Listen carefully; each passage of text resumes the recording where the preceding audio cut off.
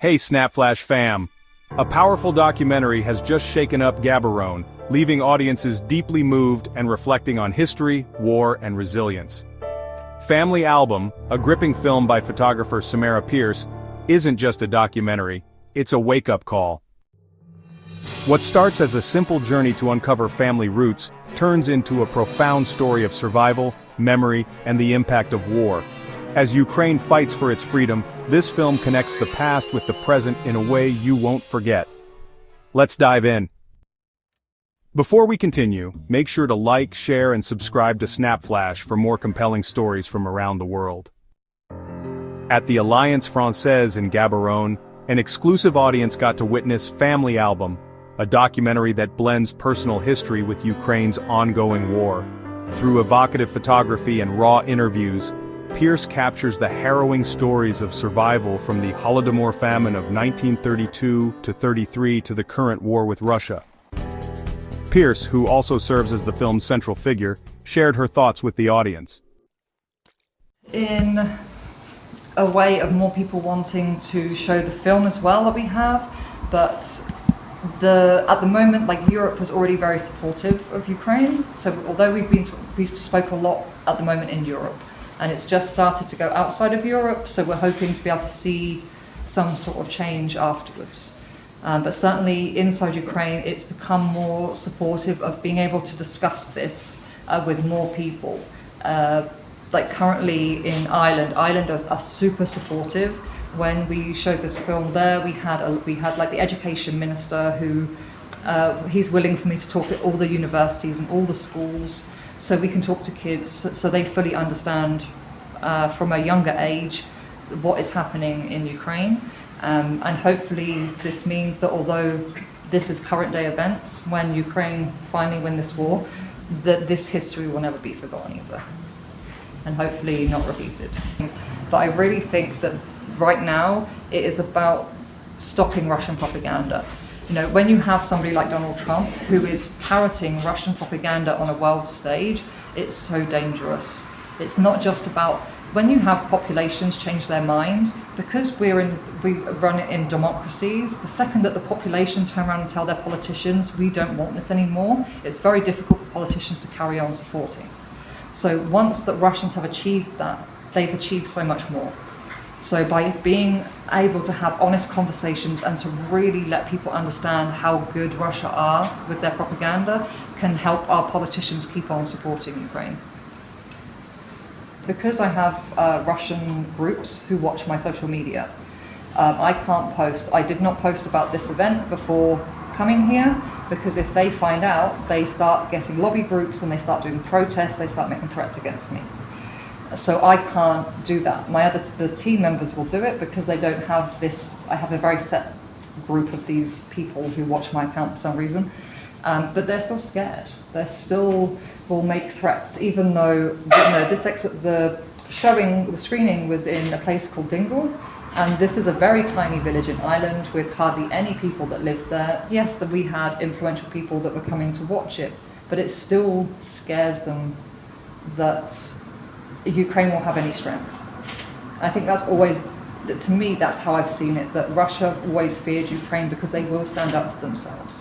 Even during Holodomor, they were in the USSR, and when they came for the Ukrainians to take their land, they had pitchforks.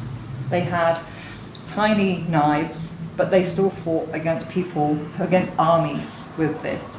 They would set fire to hay bales, and they would just to disrupt as much as they could. They were never going to sit there and take it.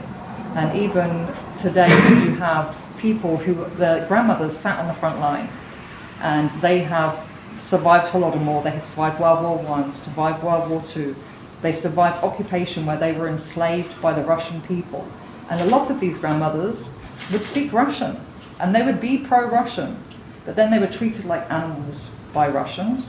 And then they would sit there and they'd have like a sense of humor, and we'd hear like rockets being launched from the Ukrainian side to the Russians, and the grandmothers would laugh and they'd say, "Oh, Godspeed, may you kill some Russians, please, have a good day." And they have such like a fighting spirit inside them.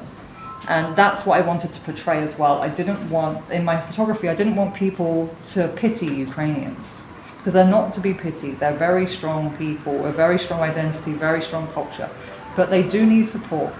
They're still a very young democracy against what originally was one of the best Russian armies, in the world. And now the joke is they are the second best army in Ukraine. The screening wasn't just an artistic event, it was a statement. Ukraine's ambassador to Botswana, Dr. Oleksiy Syvak, was in attendance and spoke passionately about the film's impact. See, the major reason we are talking about this is we want to deliver the story. We don't want to keep it silent. These stories are very much connected to the real life of real people. So we want, first of all, this story come directly from these real people to you as real people, not through the eyes of a journalist, not through the eyes of a politician, not through the eyes of those who do not live all of this every day, but through the eyes of those who really experienced that and know what they are talking about. We understand that we should admit that we cannot survive by doing this all of this alone.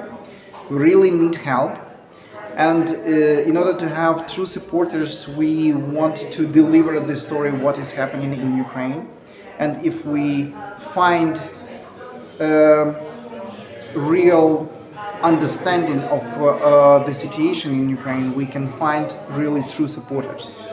I appreciate every help that we can have from anyone in the world, including Trump, including leaders of European countries, including some of our neighbors who are best supporters indeed, because some of those experienced the Soviet past. So they know from their own experience what it means to live under the occupation during the Soviet time.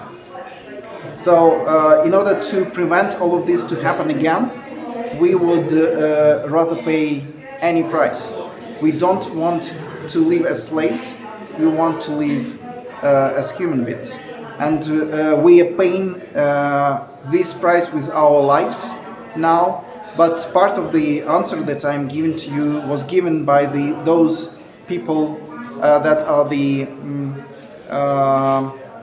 that you have seen in the movie. They said, we have less people, they will erase us faster, okay? So it means like even we are so brave, even considering all our resilience, we will come statistically to a certain point that there will be almost no Ukrainians, and we don't want this to happen. I know that in this part of the world, some of the nations, some of the people were almost killed to zero, right? So we understand that the threat to disappear as a nation because we don't have enough power to defend ourselves. So we do appreciate any help we can get.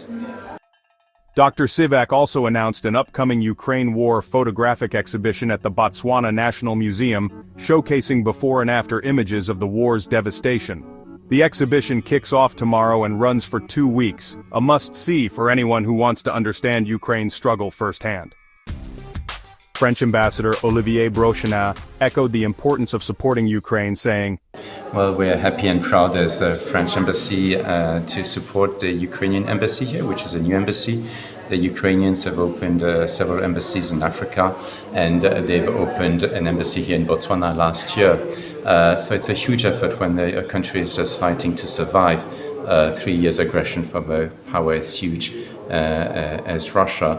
They still make the effort to try and reach out to the world and tell the story, and tell the story to Botswana, because Botswana is a respected country in the world with its governance. It's a shining democracy. So Ukraine is here to explain to Botswana. So the international friends of Botswana, the least it can do is support the Ukrainian embassy here when they have programs. 2 weeks ago, there was the Ukrainian commissioner for in charge of trying to get back the Ukrainian children abducted by Russia when Russia is invading and occupying Ukraine. So we hosted a reception. The British did the same, Americans, etc., Canadians. We all try to support. And right now, when they ask a way to support this this documentary to be screened, of course, we were happy that it could be used here in this cultural center. So these are the little things that can be done.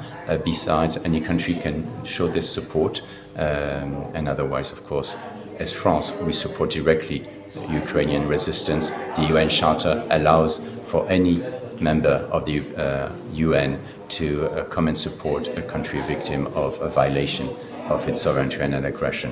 So of course we also support directly Ukraine in the field. But here this is what we can do, and it's wonderful that the story can be told by the Ukrainians in Botswana. Gaborone. The impact of this film extends beyond the screen, proving that art can be a force for change. With the Ukraine War Photographic Exhibition opening in Botswana, Family Album has ignited a crucial dialogue about war, survival, and the resilience of the human spirit. What do you think about using art and storytelling to highlight war and injustice? Drop your thoughts in the comments below, and don't forget to subscribe to SnapFlash for more stories that matter. Stay with SnapFlash for the latest news and in-depth analyses from Botswana and around the globe. Until next time, keep questioning and stay informed.